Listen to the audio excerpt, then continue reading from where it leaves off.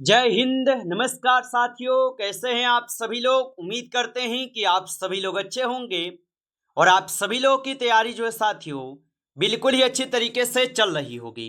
तो साथियों, आज की इस क्लास में हम सभी लोग जो है आरआरबी ग्रुप डी एग्जाम 2026 के लिए जो है टॉप ऐसे इंपोर्टेड और चुनिंदे प्रश्नों को देखेंगे जो कि आपके 17 अगस्त से लेकर आपके 21 अगस्त तक के एग्जाम के लिए काफ़ी ही इम्पोर्टेंट है।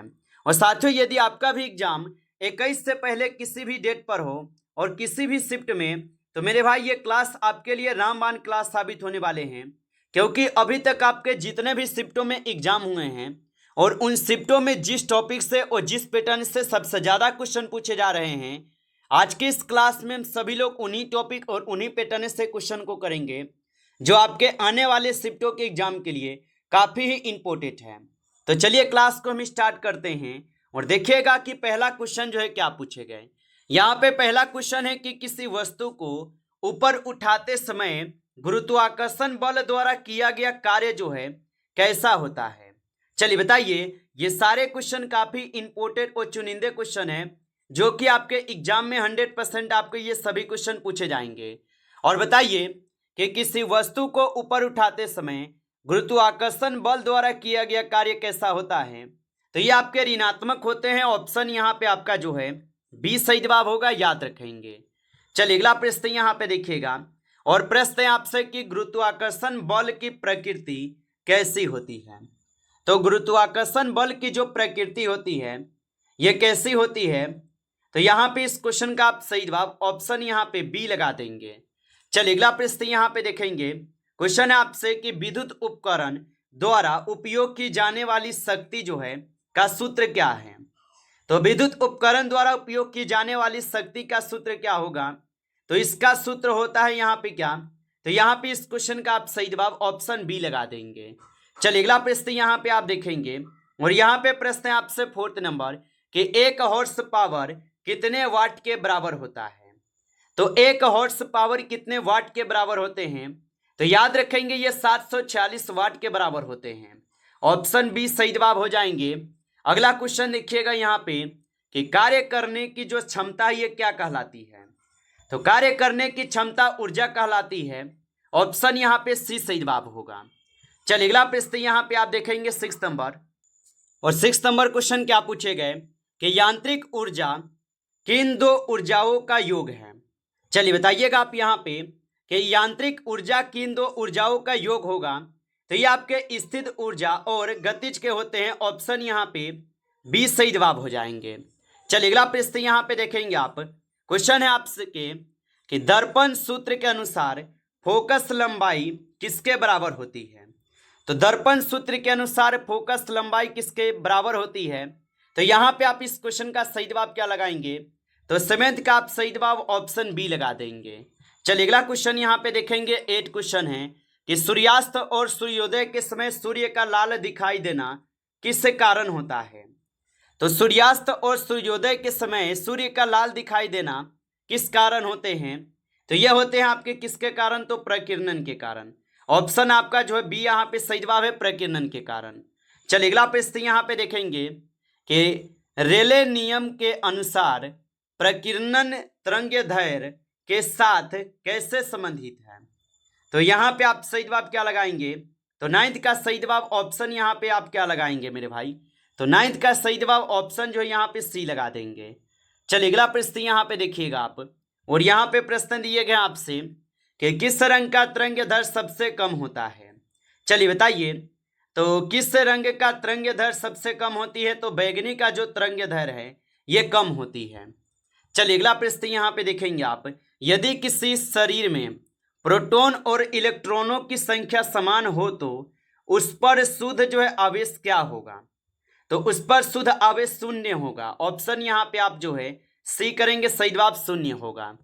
चलिए अगला प्रश्न यहाँ पे आप देखेंगे और यहाँ पे प्रश्न दिए गए हैं आप लोगों से कि श्रेणी क्रम में जुड़े प्रतिरोधों में क्या जो है समान रहता है। तो श्रेणी क्रम में जुड़े प्रतिरोधों में क्या समान रहता है। तो इसमें आप सभी लोग का क्या रहते हैं। तो करंट यानी विद्युत धारा जो है समान होती है। ऑप्शन आपका बी सही जवाब है।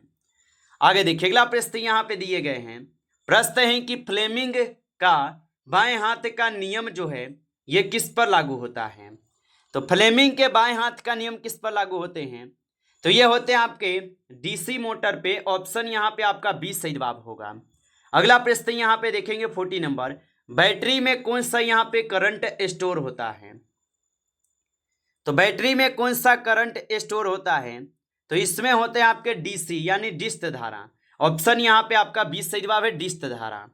चलिए अगला प्रश्न यहाँ पे देखेंगे कि परिनालिका के भीतर चुंबकीय क्षेत्र कैसा जो है होता है।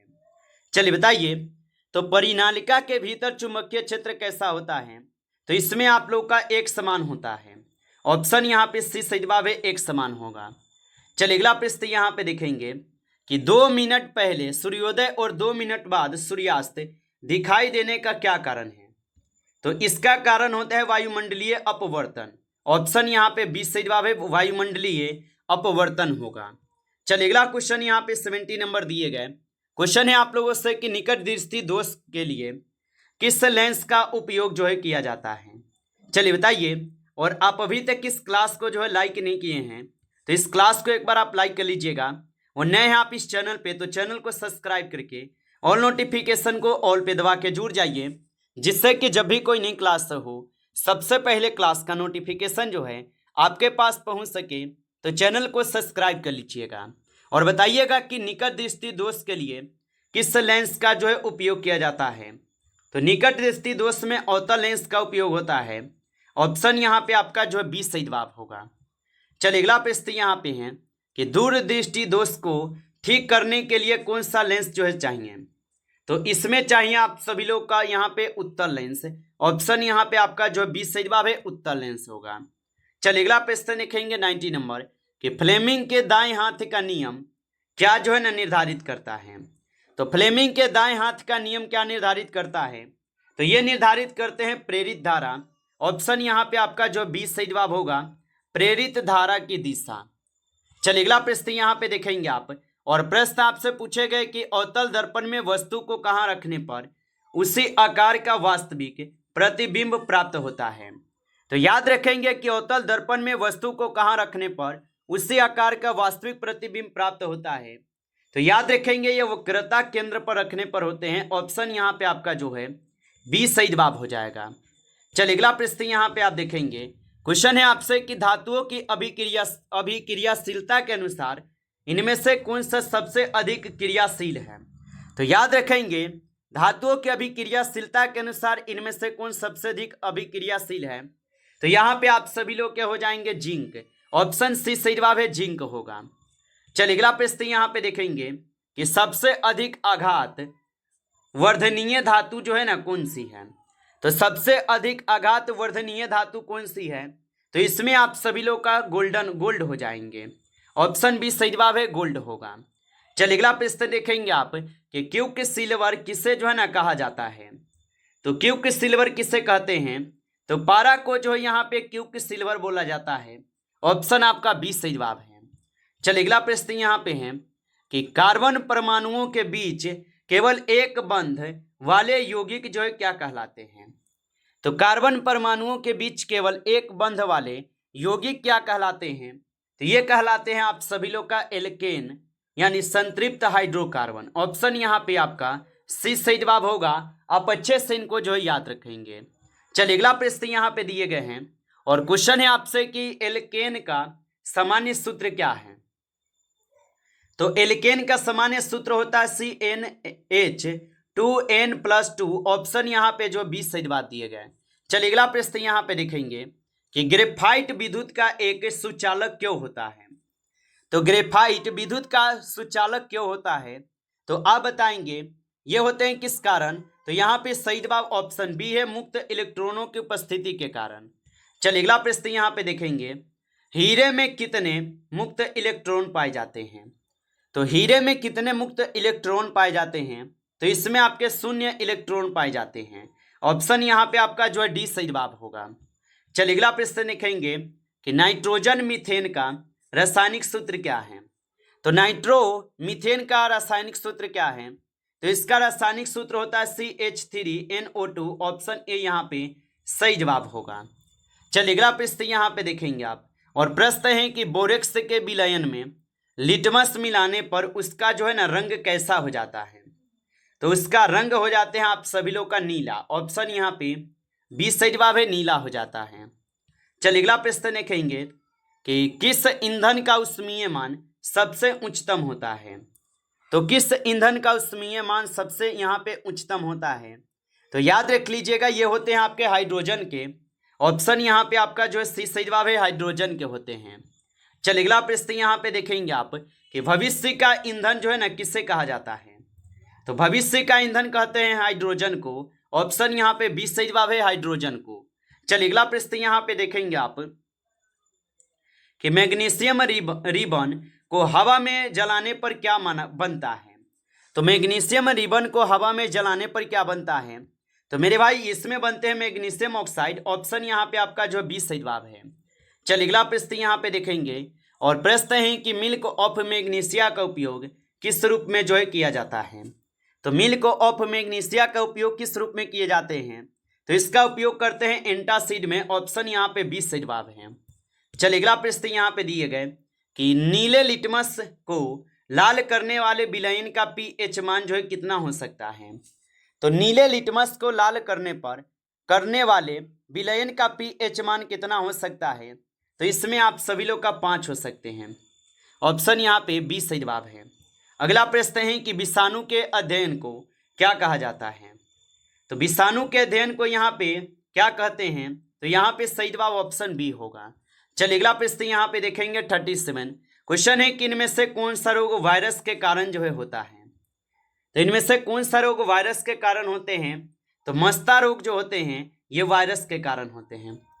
चलिए अगला प्रश्न यहाँ पे देखेंगे आप, और यहाँ पे प्रश्न दिए गए 38। हाइड्रोजन में प्रजनन की मुख्य विधि जो है कौन सी है। तो हाइड्रा में प्रजनन की मुख्य विधि कौन सा होगा। तो इसमें आपके मुकुलन होते हैं।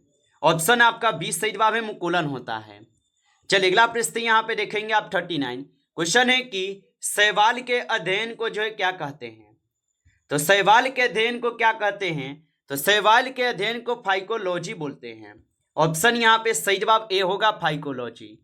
चलिए अगला प्रश्न यहाँ पे दिए गए कि शरीर में वृद्धि मुख्य रूप से किस कोशिका विभाजन के कारण होती है।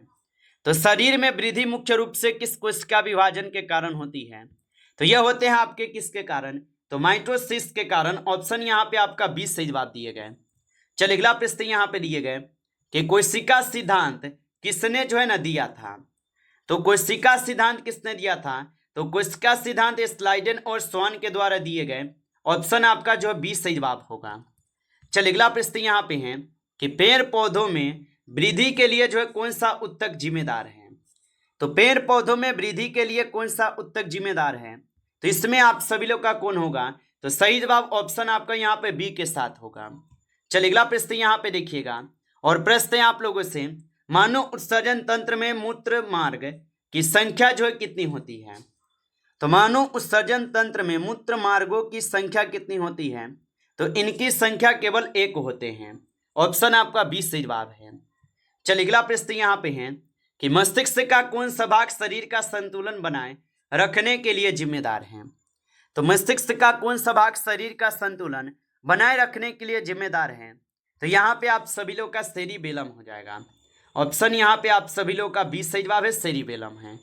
चलिए अगला प्रश्न यहाँ पे आप देखेंगे, और यहाँ पे प्रश्न आपसे दिए गए हैं क्या 45 की भूख प्यास और शरीर के तापमान को कौन जो है ना नियंत्रित करता है।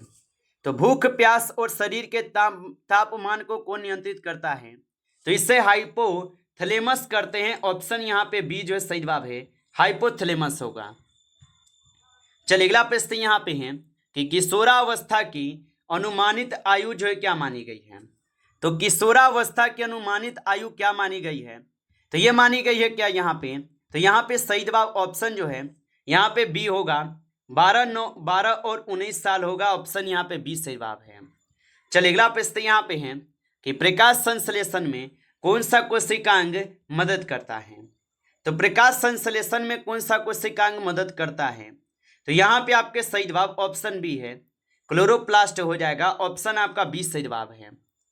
चलिए अगला प्रश्न यहाँ पे देखेंगे, और यहाँ पे प्रश्न है आपसे कि इनमें से कौन सा गैर जैविक निम्नीकरण है। तो इनमें से कौन जैव यहाँ पे निम्नीकरण है? तो यहाँ पे सही जवाब ऑप्शन जो है सी हो जाएगा, बी हो जाएगा, नायलॉन हो जाएगा। चलिए अगला प्रश्न यहाँ पे देखेंगे और प्रश्न आपसे क्या दिए गए यहाँ पे? प्रश्न है आप लोगों से कि सूर्य पर ऊर्जा का मुख्य स्रोत जो है क्या है? तो सूर्य पर ऊर्जा का मुख्य स्रोत क्या होगा? तो इस पे नाभिकीय संलयन हो जाएंगे।